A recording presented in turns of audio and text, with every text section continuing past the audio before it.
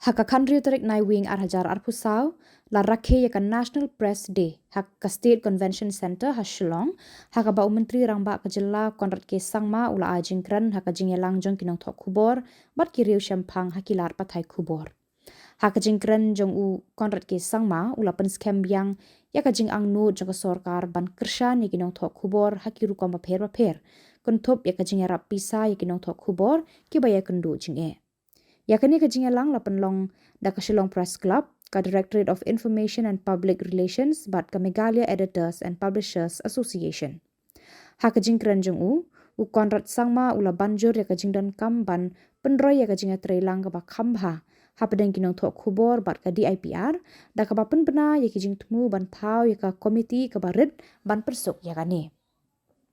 Ulaya samru eki jing tip babnya shapang ka jing tmu thamai jaga sorkar naga banta kinong thok Khubor kenthop ya ka jing penkiu ka bajur ya ka jing rap pisa naga banta kinong thok Khubor ki badon kam jing ram Menteri Rangba Khubor ulapan bena ba ya ka jing rap pisa bala ai shiki bahying jo kinong thok Khubor ki bala klarno an penkiu na ka shilak shaka sanlang kumju ru ka jing rap naga banta kinong thok Khubor ki ba ma ya ka jing duna ha ki department ki bala ne shirta kan kiu na kasan pau hajar shaka lailang nalor kata sorkar mentakan ai lailak shakinong thok Khubor kibaya kendu jing e ban kershan ya kini jing tmu Menteri Rangba Khubor ulapan pau baka sorkar ka tmu ban thau ya ka komiti bat ban mang ya ka korpus ka balai pusan lak.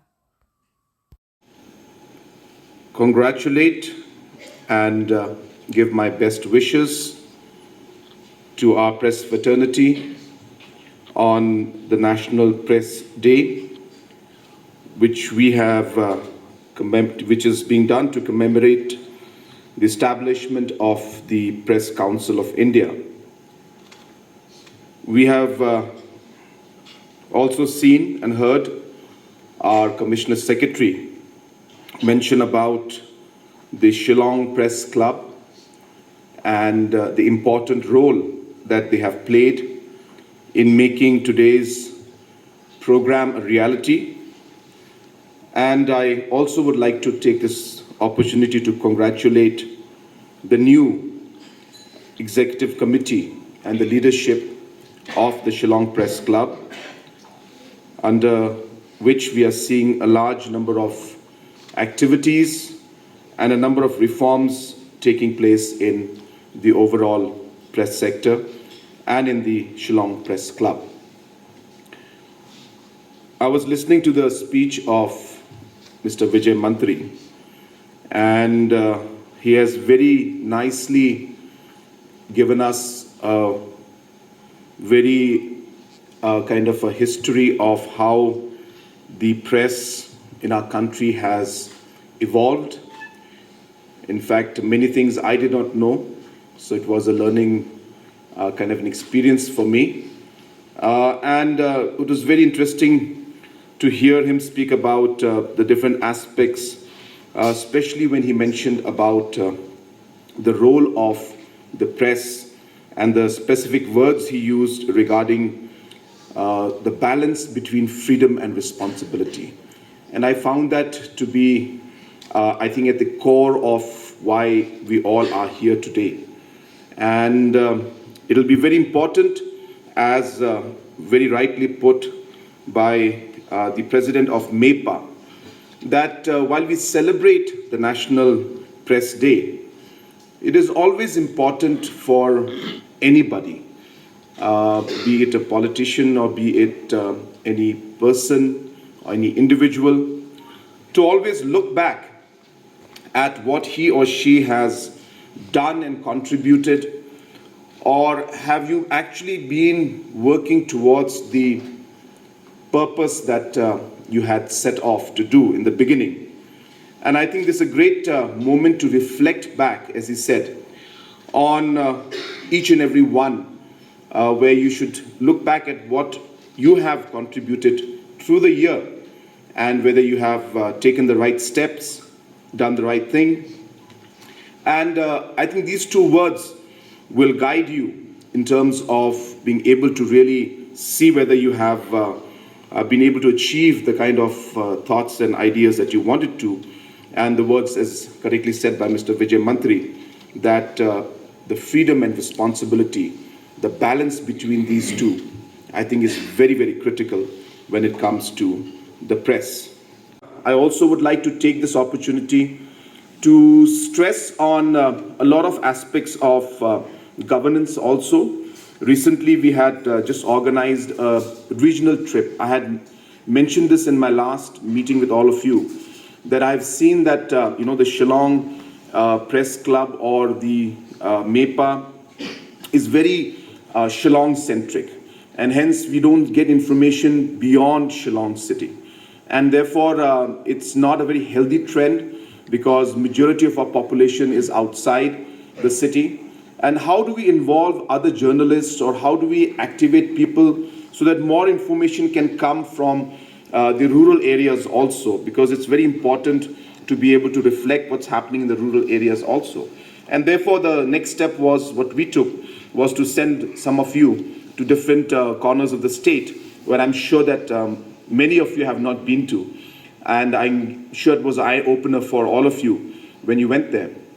So like that, we're very keen to see that, that we're able to expand the journalist base to beyond just Shillong, and try to see how we could involve our rural areas also into this. And that brings me to the point in which I would like to bring in that not just overall here in terms of our regional presence, but I would like to see that our journalists are also trained in the correct manner. It's important for capacity building to be done. In every profession, there is always scope to learn. And hence, I think it's important that our journalists are exposed and given training. Of course, not the wrong kind of training which Vijay Mantri was mentioning about, but the right kind of training in the positive sense, of course, and learn the good things. So I think that is important for journalism. And while we do that, as I said, we're hoping that these regional trips will do that, but we also are looking forward to having national trips and even international trips to ensure that the exposure is given to our journalists. And while we do that, as I said, the second part, so there's the first part is capacity building. The second part of our exposure trip and the regional movement that we have shown to you is also to expose to our journalists some of the good things that we as a government also are doing. And I'm sure that in this visit that you've made, you must have seen many such works going on at the grassroots. Of course, we are aware that a lot more has to be done, but a lot of transformation is taking place at the grassroots. My point being coming to is that you're very good at criticizing us, which I have to say that it's a good thing, because I take everything from a positive point of view, which should be done. That's your responsibility. But at the same time, there are a lot of good things that are happening. And we hope that we'll be able to partner while we look at the faults and the mistakes and areas which are not going so well, but also partner and see the areas where things are going well. Ultimately, as I said, we are all here to serve the people in one way or the other. And there are ways in which we can work together. Sometimes we may not, see eye to eye, we may not agree, but that's fine. But at the end of the day, there are a lot of positive stories, and we are hopeful that we will be able to partner with our press friends to ensure that these positive stories also come out. I will share my few thoughts on the changing nature of the press, and I have been speaking a lot about this in the past also, and as correctly mentioned by Mr. Vijay Mantri, that we are seeing a very fine line today between journalism and just simple information that's coming out, or simple updates being put up on social media or WhatsApp messages. So who defines what is news today and what is just another WhatsApp message that has come to us? And I guess it'll evolve. It will take time. But I think we are at that particular crossroads where it is not very clear as of now. And the complication in media today, what we are seeing, is precisely this crossroad that we are in right now, where the difference or the line between, as I mentioned, journalism and information and simple updates being put up. The lines are very, very thin. And for whatever reason, the readers and the public at large are not able to define that particular line and be able to judge what is actual news and what is not a news actually, or a fake news in some cases. So therefore, I strongly feel that the media, the press, the professionals involved, they will have to ensure that this entire difference between just normal information coming in and the news that is meant to reach to the people, it must be very, very clearly defined. And I don't really have a solution for that. I know I'm sounding, like a normal person just going to give a lecture without any solution, but only telling you the problem. But that is really what the issue is. Today, especially we as politicians, we see this most of the time. And people are more interested in what's coming on WhatsApp than really reading what's there in the news, which is really sad. And people will ask me more questions about, hey, I saw this WhatsApp video, is it true? And I have no answer for it. So really, that's really the challenge which we face, and that's the changing nature of the press. And it's not just press. I guess it's a disruption that we are seeing in terms of technology coming into the picture, and it's disrupting obviously everything. And disruption is not always a bad thing, as we all know. It's a question of how we adapt to this entire disruption that takes place. So therefore, it'll be very important as the press club, as the MEPA, the associations, that you have to work and discuss with your own teams and your own committee members to work on ways and means in which we can, differentiate between that and ensure that the sanctity of the news and the information that is coming out remains. And we as a government, obviously, we look forward to suggestions that could come from your side that would help us in being able to maybe create the necessary policies and frameworks and different aspects of technology as well, and laws that could then regulate these kind of things. And of course, there's a very delicate balance again between the regulation and freedom of press. And hence, we have to be very careful while we go down that particular road. But of course, as I said, we should and we hope that we will be able to adapt to this particular changing nature of press. And hopefully, the Shillong Press Club and the MEPA and the DIPR will be able to show the way to perhaps the rest of the country also. But is that while we're doing that, we also realize that we need to support our journalists as well. And therefore, coming to my next point, that I'm happy that on an occasion like this, a few things I would like to share that we have come and decided on is that we had basically certain schemes where we were supporting journalists from the government from Meghalaya. There was a scheme in 2009 which had come out, and I will just read them out. So the scheme was, one scheme there was for the family of deceased journalist. We used to give 1 lakh to the family of a deceased journalist. We have decided, and I'm happy to announce that we are increasing that from 1 lakh to 5 lakhs. So 5 lakhs will be provided to the family under extreme hardship on account of the death of the journalist. We were giving 50,000 to journalists who suffer permanent disability. We have increased that amount, and now we have increased it to 3 lakhs. From 50,000, we're increasing that to 3 lakhs. So 3 lakhs will be provided to the journalists in case of permanent disability, rendering the journalist incapable of earning a livelihood. There was also an amount of 50,000 to journalists in case of extreme hardship due to illness. We have also decided that we will increase that amount from 50,000 to now 3 lakhs to be provided for treatment for different major ailments. So these are three important supports that the government was giving. So we have simply decided to enhance them.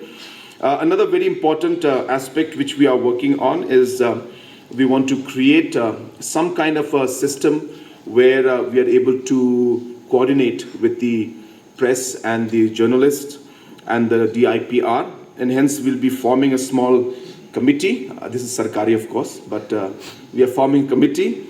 But you'll be happy to know why we're forming this committee.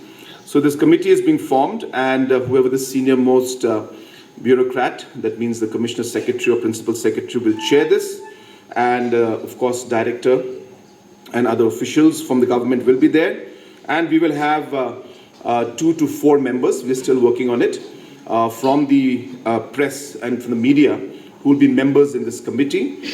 And this will facilitate the entire process of the coordination between the press and the government, which, as we know, was missing in some way. And small things were not happening because this kind of coordination was not there. So I'm sure that this committee will be very, very useful. And this committee is being formed.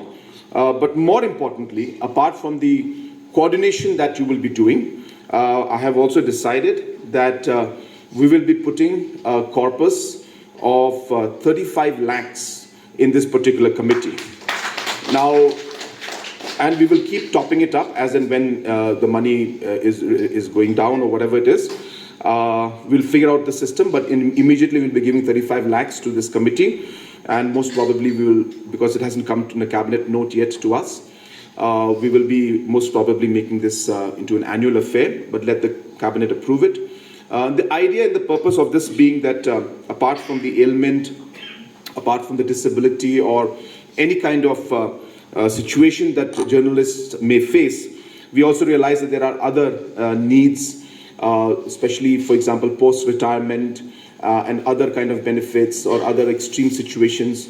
So this fund that we are keeping it of 35 lakhs, which will be with this committee, where 4 members from the press will be part of this committee to decide how this money should be used. You can use this money, say, for post-retirement, if you wish to support journalists who are in need from post-retirement support, or if they're rating things in a much more defined manner.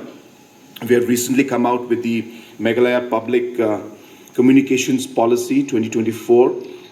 We never had this kind of a policy, and I don't think many states in the country also have this kind of a policy. So we are one of the few states to have this. And really our attempt was to bring out a proper structure in the system.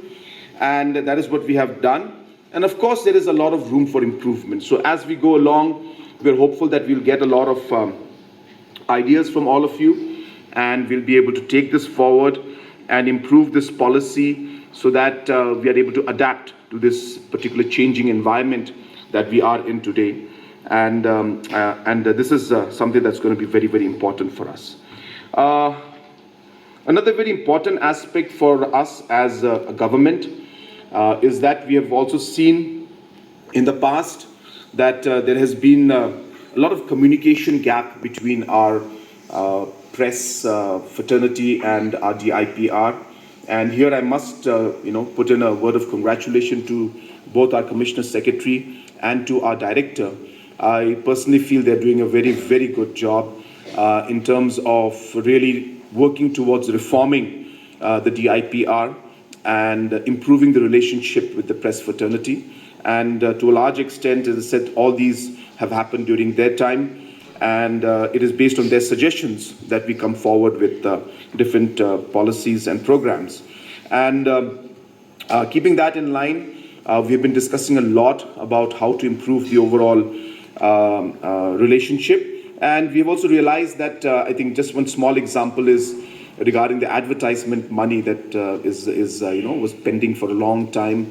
And you're aware that this is a big issue for all of you, because obviously a lot of the revenues for the press, the media houses, not necessarily journalists, but for the media houses, the bills used to be pending for a long time. And if you remember that these bills were department-wise. So if there's an advertisement by PWD, then PWD used to pay for it. So if there's advertisement by sports, then sports pays for it. So which means that each of the media houses would have to run after each department to get their bills and their payments. So what happened in the recent past was we reformed that and we made DIPR as the only department with which you will have to talk to and communicate. So whatever advertisements come out, the departments don't pay for it. It's DIP's responsibility now. So a small change like this has streamlined the process. But now what has happened is that what the 40, 50 departments used to do, one person has to do it now. So he's got a huge amount of work. So how do we now streamline that particular aspect is the next step, which we are working on, which means that the SOPs have to be looked into.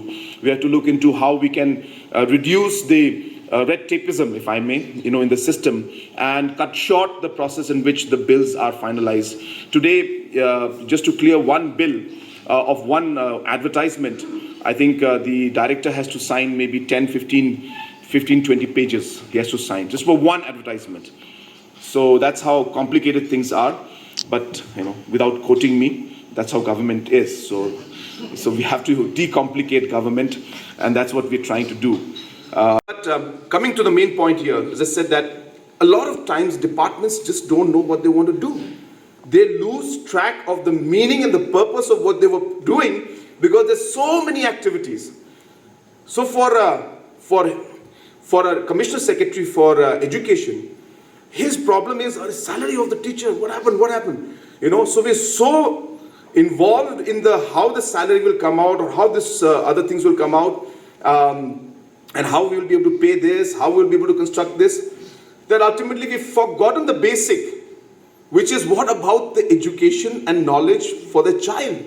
Are we actually achieving the goal which we were meant to?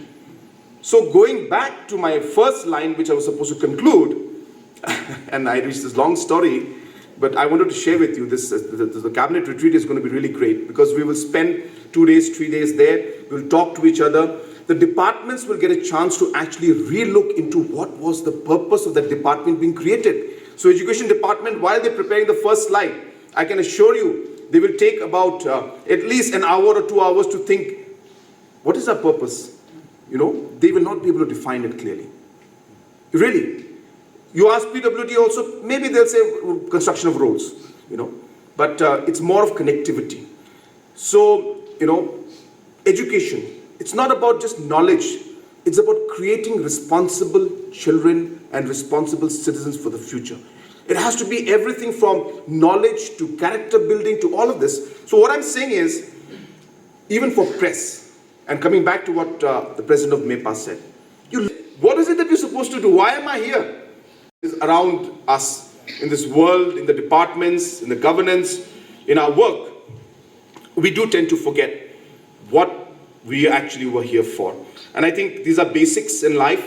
So again, now coming back to my concluding point which I was making, that it is so important for each and every one of us to always remind ourselves about the principles, about the trust which our host had mentioned. It is all about that. And you need to remember that in whatever we do, that trust and those principles, the discipline, these are things that cannot change. It will always be there. The way we do it may change, the technology may change, but the principles and the values will not change. So if you stick to that, I'm sure that the brand will remain. I think it's very critical for the brand to be there. And on this National Press Day, I leave you with that thought, that I hope that all of you will remember this and let us move forward in a positive mindset. And when I say positive, I mean criticism also should be there, but as I said, criticism can be in a positive way for sure. So, we should move in that line.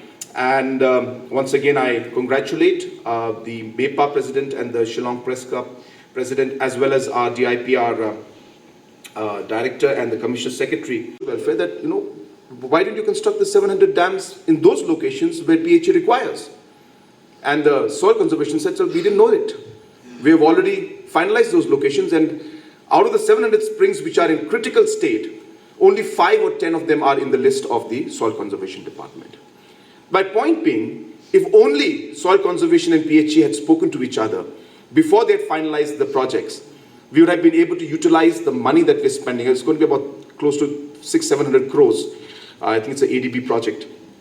We would have been able to use that money in the right way to bring in this entire convergence in a best manner. And the soil conservation money would be used to rejuvenate the springs where PHE department needs it. This is required in a governance as a whole. Every department should know what the other department is doing, so that I'll be able to map my work with yours. So this kind of a retreat that is being done is taking place to precisely allow the larger picture of governance to be known to each of the departments. And coming back to the beginning of my story, I'm sorry, this is how politicians are, we just keep talking. Careful. And so when we finally discussed, we could find that this would be the best way to achieve the purpose and the goal without really, shaking up the system too much. So we leave the funds at a pool at the disposal of the committee, and they can then decide on how that money will be used for whatever welfare or social purpose for the press fraternity that is there. So friends, that was the important, announcement that I would like to make on an important day like this, the National Press